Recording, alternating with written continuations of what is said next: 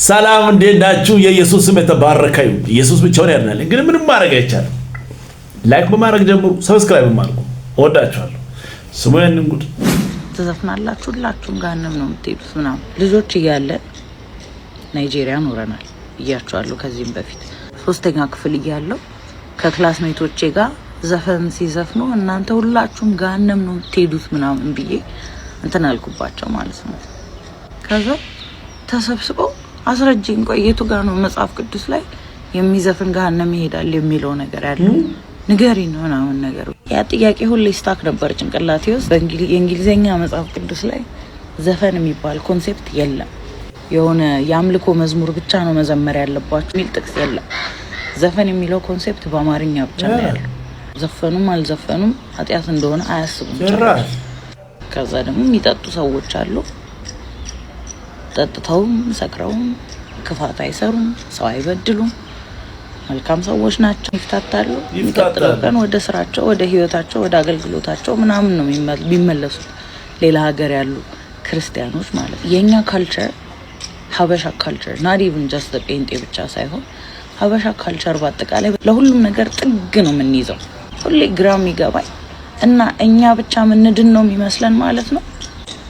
ክርስትና በሀበሻ ባህል ፕራክቲስ ሲደረግ ብቻ ነው በእግዚአብሔር ዘንድ ተቀባይነት ያለው የሚመስለን ማለት ነው።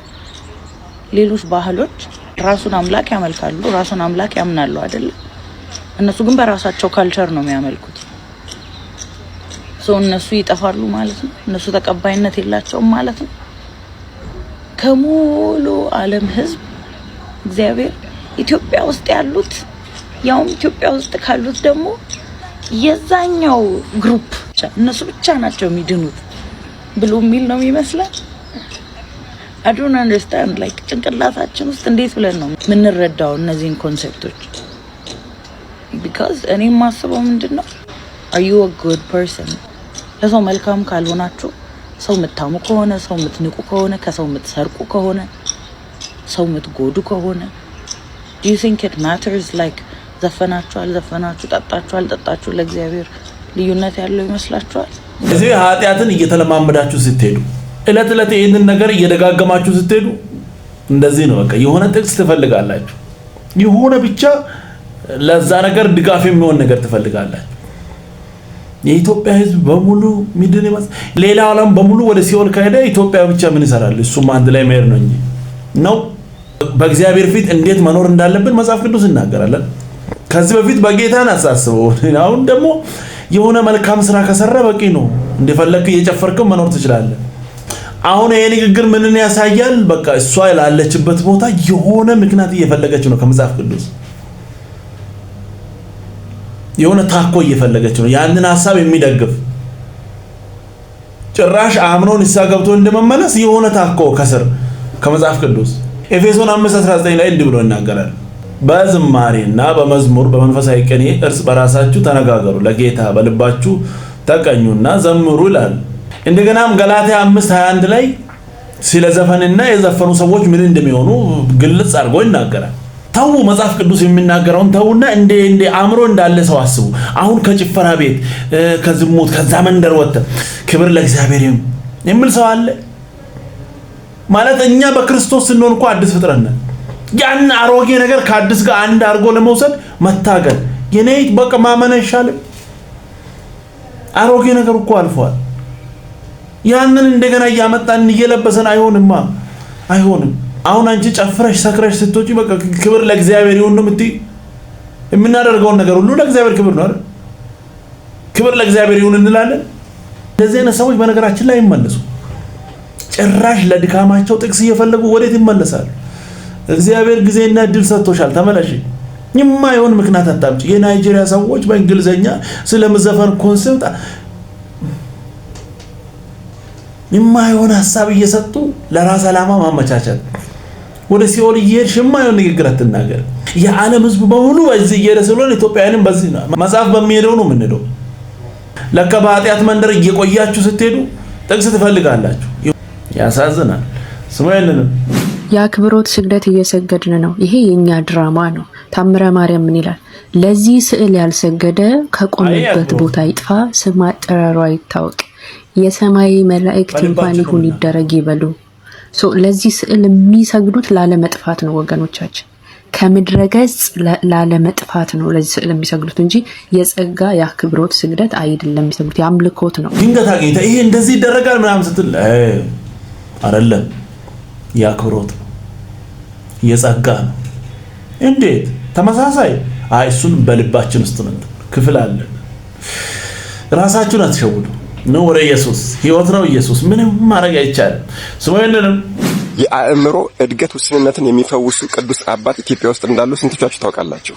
አዎ፣ ለትንሾችም ለትልቆችም ለህፃናትም ሆነ ለአዋቂዎች የአእምሮ እድገት ውስንነትን የሚፈውሱ ቅዱስ አባት አሉ።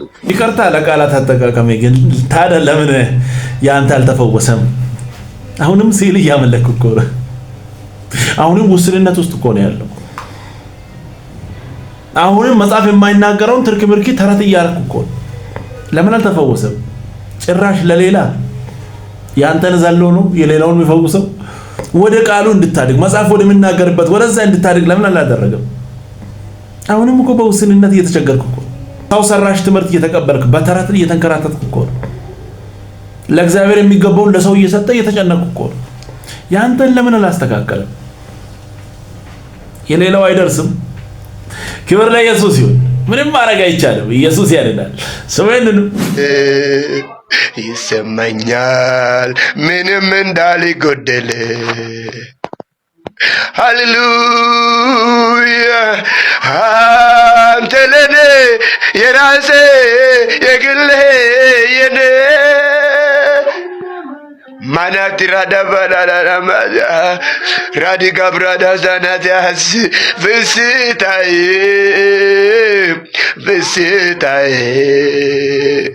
አለምታይ መከታዬን አንተ ካለ ሁሉም አለ።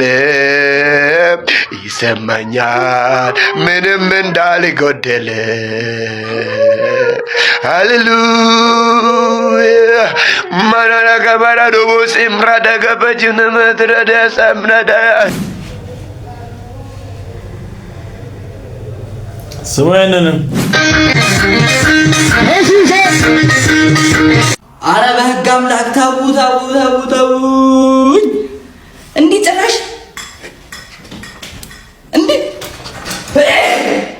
ለምንድን ነው ጨምልቅ አላላችሁ?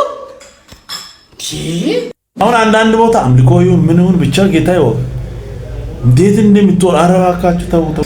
እሺ እዛው ከሆናችሁ ምሽ ቪዲዮ ሰርታችሁ ወደ ላይ አትልቀቁ። በቃ ቲክቶክ ላይ እዚህ አሁን ምኑን እንድናይ ነው እየበረራችሁ? እናንተም ብሏል። ኧረ ተረጋጉ። ክብር ለኢየሱስ ይሁን። ስሙኝንን መንፈስ ቅዱስ ገርነትን ይፈልጋል። መንፈስ ቅዱስ ንጽህናን ይፈልጋል። መንፈስ ቅዱስ ለነገሮች የሚሰዋ ማንነትን ይፈልጋል። ኧረ ኢየሱስ ጌታ።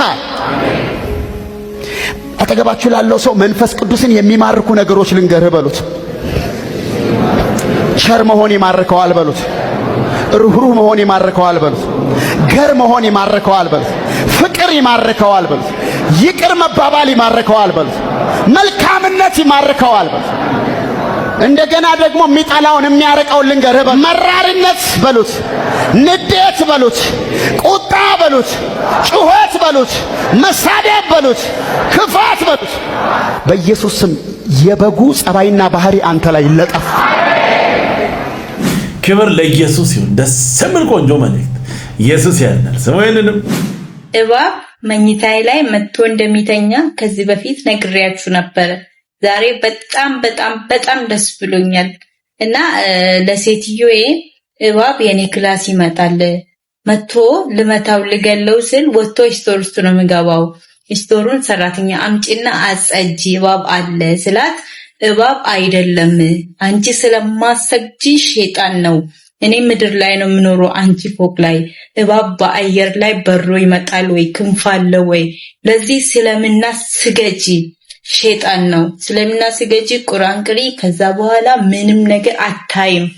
ማሰግጂና ማሰልሚ ከሆነ ግን ኢንሻአላህ ይነድፍሻል ብላይ ነበር ሴትዮዬ። እባብ ፈርቼማ አልሰልምም ብኖርም ለጌታ ብሞትም ለጌታ ሐዋርያው ጳውሎስ እንዳለው ብዬ ለራሴ በውስጤ ማለት ነው ዝም አልኳት ማለት ነው። እና ይሄን ሰሞን ቫኬሽን ወተን ነበረ፣ ሰፈር አልነበርንም። አጋጣሚ ስቶር ልብስ ለመውሰድ ፎቅ ላይ ነው የሚወጣው። ገጭ ገጭ ያለች ስትመጣ ይሄ አጋጠማት። እግዚአብሔር ሲያጋልጥ ይሄ አጋጠማት። የኔ ጌታ እኮ ድንቅ ነው። እውነት እግዚአብሔርን አመስግኑልኝ። አንዱ ተገሏል፣ አሁንም አለ እና ያጋጠማት ለራሷ ነው። ካጋጠማት በኋላ ፎቶ አንስተው ከገደሉት በኋላ ፎቶ አንስተው ለኔ ላይናገሩ ነበር። አጋጣሚ ሕፃኗ ልጅ አይታ ነበረ። ገሎ የጣሉበት ወስዳ አሳየችኝ። እግዚአብሔር ይመስገን። እናንተንም እንደዚህ ያስጨነቃችሁ ነገር ጊዜውን ይጠብቃል እንጂ መሞቱ አይቀርም። ከምር እኔ በቃ እንቅልፍ አይበለው የምተኛው፣ እንቅልፍ አይበለው። እግዚአብሔር ይወቀው። ለእግዚአብሔር አሳልፎ የሰጥቼ ነው የምተኛው። ልክ መጥቼ ከአንድም 2-3 አይቻለሁ። ትራሴን ሳነሳ ተጠቅልሎ ትራሴ ውስጥ ነው ማገኘው። አንስቼ አጥቤ አድርቄ ነው የምተኛው። ምክንያቱም ቁሜ ማደር አልችልም፣ ይደክመኛል። ምን ማድረግ ይቻላል? ምንም ማድረግ አልችልም።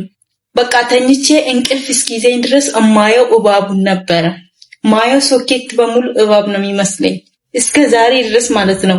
እና ሁሌ አይደለም ማየው፣ አልፎ አልፎ ነው ማየው። 3 ጊዜ አይቼዋለሁ። ክላሴ ውስጥ ትራሴ ላይ አልጋይ ላይ በቃ ተዘርግፎ ተኝቶ ነው ማየው። ምን እንደሚሰራ አላቅም። እና ዛሬ ሙቷል። በጣም ደስ ብሎኛል። እግዚአብሔርን አመስግኑልኝ። ኢየሱስ ኢየሱስ ብለን አንከስርም።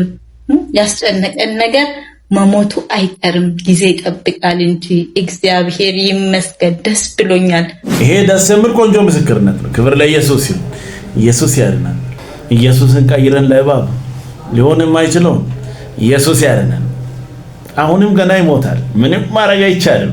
ከሱ ጋር መቀጠል ነው። ኢየሱስ ያድናል። ስሙ ይልንም ተጠንቅቃችሁ አደጋ በማያመጣባችሁ መንገድ ለመስበክ የምትሞክሩ ብልጣብልጥ አገልጋዮች የእግዚአብሔር ወንጌል በእድሜ እንደሚበልጣችሁ ወቁ። 60 ዓመታችሁ ሊሆን ይችላል፣ 40 ዓመታችሁ፣ 50 ዓመት፣ 70 ዓመት። ይሄ ወንጌል 2000 ዓመቱ ነው። ስለዚህ ፍርድን በራሳችሁ ላይ አተከማችሁ።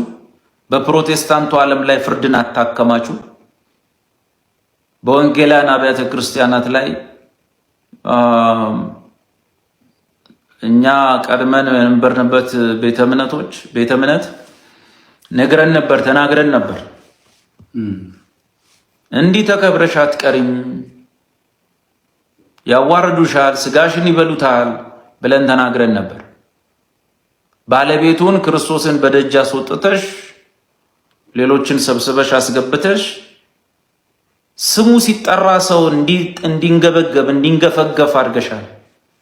ስጋሽን ይበሉሻል ብለን ነበር። ለፕሮቴስታንቱ ዓለም እናገራለሁ፣ ለወንጌላንም አገልጋዮች ጊዜው የኛ ነው ብላችሁ ዘመኑ የኛ ነው ብላችሁ ሊሆን ይችላል።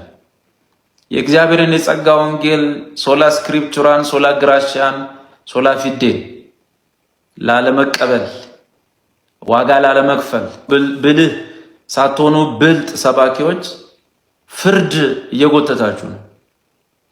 ለእናንተም አይቀናላችሁም። በወንጌላውያን አብያተ ክርስቲያናትም ላይ